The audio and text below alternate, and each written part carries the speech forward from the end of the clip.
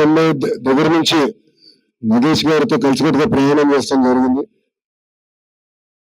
బాబు గారు చంద్రబాబు నాయుడు గారు 1995లో ముఖ్యమంత్రి అయినప్పుడు నాకు బాగా గుర్తు. ఆంధ్ర రాష్ట్ర పోలీస్ సోదరులు అంటే భారతదేశంలో నంబర్ 1 స్థానంలో ఉండేవాళ్ళు. గ్రే హౌండ్స్ కానివ్వండి, దాని తర్వాత వచ్చిన ఆక్టోపస్ కానివ్వండి, అన్నిట్లో కూడా మనం నంబర్ 1లో ఉండేవాళ్ళం. ఆంధ్ర పోలీసు నుండి గర్వంగా తలెత్తుకుని తిరగాలి. కానీ గడిచిన 5 సంవత్సరాలు మేము అందరం చూసాం, మిమ్మల్ని వాడు మా పైన కేసులు పెట్టించారు. మా పైన ఎన్నికల ముందులైతే సుమారుగా 23 కేసులు. మన కలెక్టర్ కాన్ఫరెన్స్ జరిగింది. కలెక్టర్ కాన్ఫరెన్స్ జరిగే సమయంలో ఎస్పీ సోదరులందరూ కూడా హాజరయ్యారు. చాలా అప్పటికీ రూమ్లోకి రాలే, పక్క రూమ్లో కూర్చున్నారు ఎస్పీ సార్. నేను కలెక్టర్ గారి నుంచి బయటకు వచ్చాం, బ్రేక్ అట్లా వెళ్ళా. అక్కడ కరెక్ట్గా 26 మంది ఎస్పీల్లో పంపారు, డీజీ సార్ కూడా అక్కడ ఉన్నారు. మొదటి ఆలోచన అంటే మొదటి నాకు అనిపించింది, కొంచెం కోపం వచ్చింది. తర్వాత అనుకున్నా, ఎందుకు నాకు ఈ భావన, ఎందుకు అది వచ్చింది అంటే, గత 5 సంవత్సరాలు నేను పడిన ఇబ్బందులు, పాదయాత్రలను ఎట్లా అడుగడుగున ఇబ్బంది పెట్టారు, అడుగడుగున ఆటంకాలు సృష్టించారు, అవన్నీ గుర్తు వచ్చింది. నేను మీకు ఎందుకు చెప్తున్నానంటే, మళ్ళీ ఆంధ్ర రాష్ట్ర పోలీసు సోదరులకు పూర్వ వైభవం తీసుకురావాల్సిన బాధ్యత మనందరి పైన ఇక్కడ ఉంది.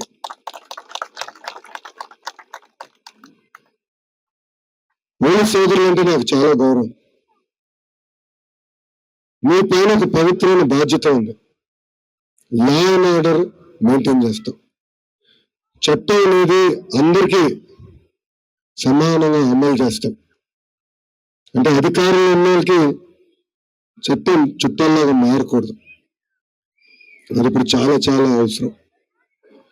గౌరవ ముఖ్యమంత్రి చంద్రబాబు నాయుడు గారు కానివ్వండి, గౌరవ హోంమంత్రి గారు అనిత గారు కానివ్వండి, అక్కడి నుంచి మాతో పాటు మేము అందరం కూడా గత ప్రభుత్వంలో బాధితులమే. గౌరవ హోంమంత్రి గారి పేరు కూడా గతంలో దొంగ SC/ST కేసు పెట్టారు. సో ఇవన్నీ పోవాలి, ఆ విధానంలో మార్పు రావాలి. మళ్ళీ మన ఆంధ్ర రాష్ట్ర పోలీస్కి పూర్వ వైభవం తీసుకురావాలి. మేము మీకు అండగా ఉంటాం, మిమ్మల్ని చూసుకునే బాధ్యత మేము తీసుకుంటాం. ఈరోజు ఈ నెల పవిత్రమైన నెల, ఇంకొన్ని రోజులు కూడా క్రిస్మస్ రాబోతుంది. ఈ సందర్భంగా ఇక్కడున్న యువకులకి, పిల్లలకి కొన్ని విషయాలు చెప్పదలుచుకున్నా. దేవుడు ఒక్కొక్క వ్యక్తికి, ఒక్కొక్క కుటుంబానికి పరీక్ష పెడతాడు. కానీ ఆ పరీక్షను జయించే శక్తి కూడా దేవుడు మనకి ఇస్తాడు. మీరందరూ అనుకోవచ్చు, లోకేష్ ఏంటి పరీక్ష అని. 2019లో నేను మంగళగిరిలో పోటీ చేశాను. 5,300 ఓట్లతో ఓడిపోయాను. ఆ రోజు నేను అందరూ ఎగతాళి చేశారు. అందరూ సభ సాక్షిగా గౌరవ ముఖ్యమంత్రి గారి వైపు చూసి సొంత కొడుకుని గెలిపించుకునేప్పుడు ఏం మాట్లాడుతూ ఉన్నారు.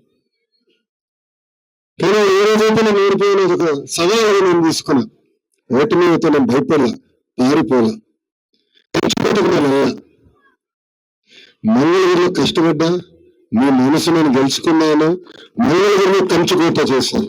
పవిత్రమైన రోజు నాడు మనందరం కలిసికట్టుగా సమాజం కోసం ఆలోచించాలి, పని చేయాలి. సమాజంలో మార్పు తీసుకురావాలంటే కేవలం ఒక లోకేష్ వల్ల అవదు. కానీ అందరం అనుకుంటే ఆ మార్పు కాదు, ఒక విప్లవం తీసుకురావచ్చు.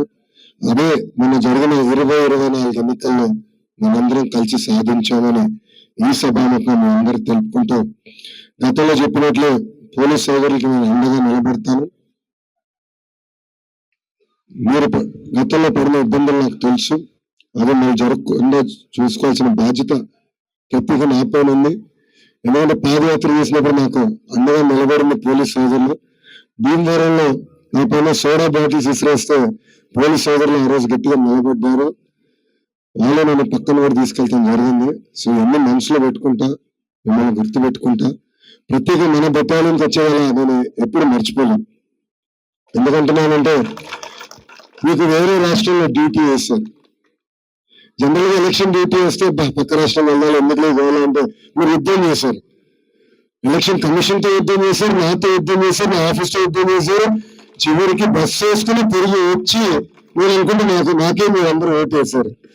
ఎందుకంటే మెజారిటీ వచ్చిందంటే మీరందరూ నాకే ఓటు వేశారు. ఇదంతా చూసినా నా పేరు బాధ్యత పెరిగింది. నేను ప్రచారం చేసేటప్పుడు అందరూ చెప్పాను 5,300 ఓట్ల మెజారిటీ ఓడిపోయా, దాని పక్కన 0 నుండి గెలిపించాను అని చెప్పి 53,000 ఓట్లు గెలిపించాను. అది అంటే నాకు ఎంత ఎక్కువ మెజారిటీ ఇస్తే నాకు ఎంత బలం వస్తుంది, అవసరమైతే పౌరులతో అటు పక్కన బాబులతో యుద్ధం చేసి నియోజకవర్గాన్ని అభివృద్ధి చేస్తే ప్రజలను గుండెల్లో పెట్టుకుని కాపాడుతారు. నా కోరిక వరకు మీరు 9 గెలిపించారు స్వామి. ఆంధ్ర రాష్ట్ర చరిత్రలో మనం 3 నియోజకవర్గాలు హైయెస్ట్ ఎవర్ మెజారిటీలు వచ్చినాయి. అంటే ఆంధ్ర రాష్ట్ర చరిత్రలో హైయెస్ట్ ఎవర్. మొదటిది తెలుగుదేశం పార్టీ అధ్యక్షులు పల్లా శ్రీరాములు గాజువాక నియోజకవర్గం, రెండోది గంటా శ్రీనివాసరావు గారిది భీమిలి, మూడోది మంగళగిరి నియోజకవర్గం. సో బాధ్యత పెరిగింది. ఇక ఉన్న చాలా మంది కూడా గత 6 నెలలుగా నేను కలిశాను. మీరు చెప్పిన విషయాలను కూడా నేను రాసుకున్నాను. గౌరవ మంత్రి గారి దృష్టి కూడా తీసుకెళ్ళాను. కలిసి కూడా అంటే మంత్రి గారు నేను కలిసి ఆర్థిక శాఖ మంత్రి గారితో యుద్ధం చేస్తున్నాం నిధుల కోసం. తప్పనిసరిగా ఇచ్చిన హామీలు మేము నిలబెట్టుకుంటాం. 9 రోజులు తీసుకుంటాం. బెటాలియన్ వచ్చే వరకు నాయకత్వంలో మేము పనిచేస్తాం. అందరూ కలిసికట్టుగా పనిచేస్తాం చేసి ఒక మోడల్ బెటాలియన్ భారతదేశంలోనే మిగతా బెటాలియన్స్ చూసి మనకి ఎలాంటి మౌలిక సదుపాయాలు వస్తే బాగుంటుంది, ఇంకేం వేస్తే బాగుంటుంది, ట్రైనింగ్ కానివ్వండి, రేంజ్ కానివ్వండి, అన్ని కూడా మనం ఇక్కడ క్రియేట్ చేద్దామని నగేష్ గారు కూడా తెలుపుకుంటూ నాకు అవకాశం ఇచ్చిన మీ అందరికీ పేరున నా హృదయపూర్వక ధన్యవాదాలు తెలుపుకుంటూ మీ అందరి గురించి సెలవు తీసుకుంటున్నాను. మరిన్ని వీడియోస్ కోసం ఛానల్ ని సబ్స్క్రైబ్ చేయండి. లేటెస్ట్ అప్డేట్స్ కోసం వాట్సాప్ ఛానల్ ని ఫాలో అవ్వండి. ఆ లింక్ డిస్క్రిప్షన్ లో ఉంది.